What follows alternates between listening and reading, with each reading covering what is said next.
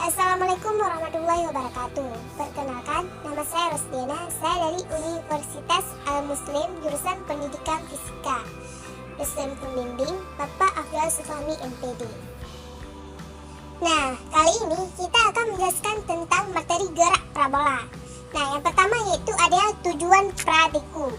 Jadi, tujuan praktikum melakukan percobaan ini yaitu untuk menganalisis pengaruh sudut lemparan terhadap jarak tempuh benda yang mengalami gerak parabola itu sendiri. 2. Bahan praktikum. Yang pertama, kita menggunakan smartphone dan menggunakan aplikasi Fit. Nah, yang ketiga, kita akan menjelaskan dasar teori gerak parabola. Nah, apa sih itu gerak parabola? Gerak parabola yaitu gerak yang lintasannya berupa garis lengkung ataupun disebut dengan parabolik. Nah, jika kita gambarkan bisa seperti ini. Nah, kemudian gerak parabola merupakan kombinasi antara GLB dan GLBB. Di mana untuk yang GLB adalah pada sumbu X dan GLBB adalah pada sumbu Y. Nah, jadi gerak parabola ini adalah gerak dua dimensi, gerak yang bergerak pada gerak sumbu X dan gerak pada sumbu Y. Di mana pada sumbu X berlaku persamaan X sama dengan Fx dikali dengan T, dan pada sumbu Y sendiri itu berlaku persamaan V sama dengan V0Y plus minus D dikali dengan T. V kuadrat sama dengan V0Y kuadrat plus minus dikali dengan 2D dikali dengan H. Kemudian H sama dengan V0Y T plus minus 1/2 dikali dengan DT kuadrat.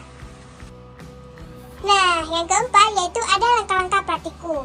Nah, untuk langkah-langkah praktikum sendiri, perhatikan simulasi yang akan saya tampilkan seperti berikut ini. Nanti muncul Fab Interactive Simulation. Di sini ada 4 mode, bisa mode intro, vektor, drag maupun lab. Silahkan gunakan mana saja. Misal kita ambil yang lab. Nah, bentuknya akan seperti ini. Nah, ini simulasinya. Di sini kita punya meriam yang sudutnya kita bisa atur-atur. Kecepatannya juga bisa diatur-atur, kecepatan tembaknya, kecepatan lemparnya. Misal kita atur di 15 meter per sekon. Ini adalah kecepatan mula-mula atau initial speed. Ini muncul, statusnya muncul di sini. Height-nya, ketinggiannya 0 meter. Ini adalah ketinggian meriam. Kita gunakan yang di rata tanah aja. Bisa sih ini kalau kamu pengen main-main, kamu drag ke atas nih, bisa dari ketinggian tertentu sampai 15 meter. Nah, tapi kita buat dia rata tanah saja, sehingga inisial height-nya 0, sudutnya bisa kita atur, kecepatannya tadi bisa kita atur. Termasuk juga kamu mau nembakin apa juga bisa kita atur. Mau menembakkan cannonball, tank shell, golf ball, baseball, football, pumpkin, ini bahkan misalnya pumpkin, labu, mau ditembakin labu juga boleh.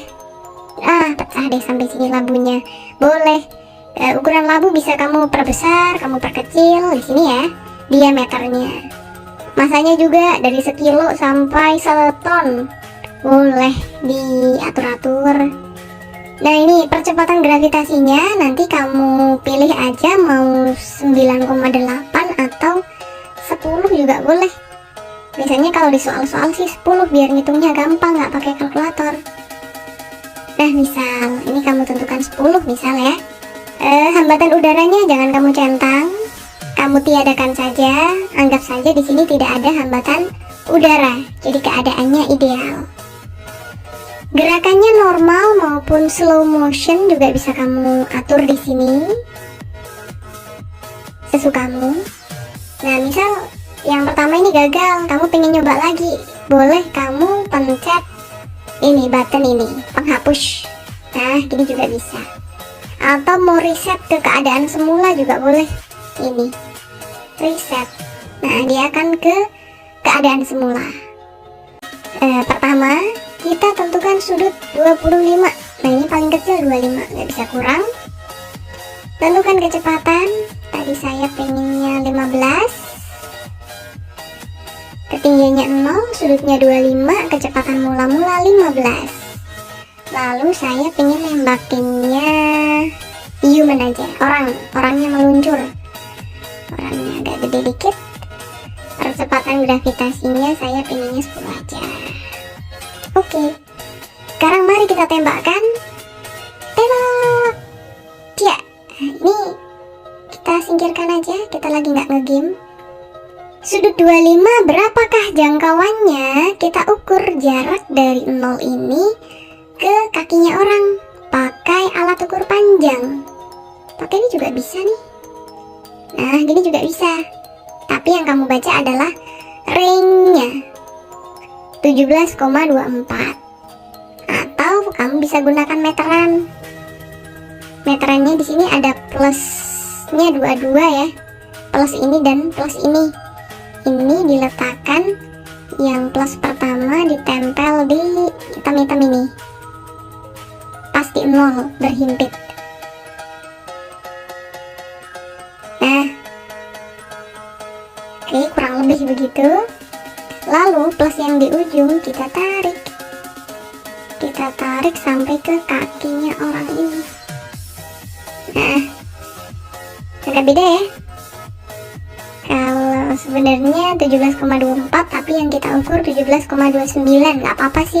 Ini yang namanya ketidakpastian dalam percobaan, karena bergantung dari ketelitian alat ukur dan teknik ketika kita mengukur. Mungkin ada geser-gesernya dikit gitu. Bisa juga gini, boleh kamu gunakan ini, boleh kamu gunakan ini. Nah, ini malah bener, ini jelas, ini presisi, sesukamu. Lalu ini lintasan yang pertama boleh kamu hapus dengan eraser ini, atau biarkan aja biar kelihatan bedanya. Lalu kita tembak. Cia. Oh, ternyata menjauh.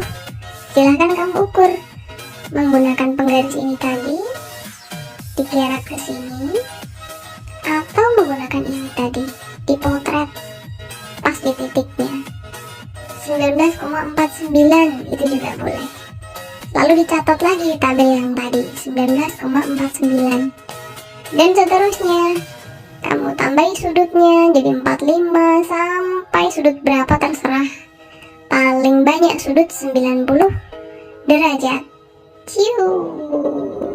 Nah, balik lagi. Gitu ya cara percobaannya. Jadi, setelah kita melakukan percobaan tentang gerak parabola, yang terakhir yaitu kita ambil kesimpulan.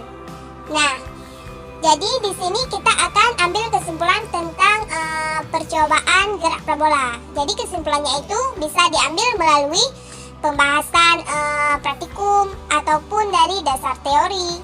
Kemudian kita jadikan sebuah kesimpulan. Di sini saya akan mengambil kesimpulannya, yaitu yang pertama, kita ambil dari cara menentukan sudut elevasi. Nah, dengan melihat praktikum di atas, otomatis kita sudah tahu bagaimana cara menentukan sudut elevasi menggunakan aplikasi Fate dengan melakukan percobaan gerak parabola. Kemudian kita dapat menentukan kecepatan awal dan pengaruh terhadap tinggi maksimum ataupun jarak maksimum yang ditempuh suatu benda dalam gerak parabola. Nanti pada praktikum tersebut juga telah kita jawab bagaimana cara menentukan kecepatan awal ataupun kecepatan akhir. Nah, sekian pembahasan dari saya dan percobaan praktikum dari saya. Wassalamualaikum warahmatullahi wabarakatuh.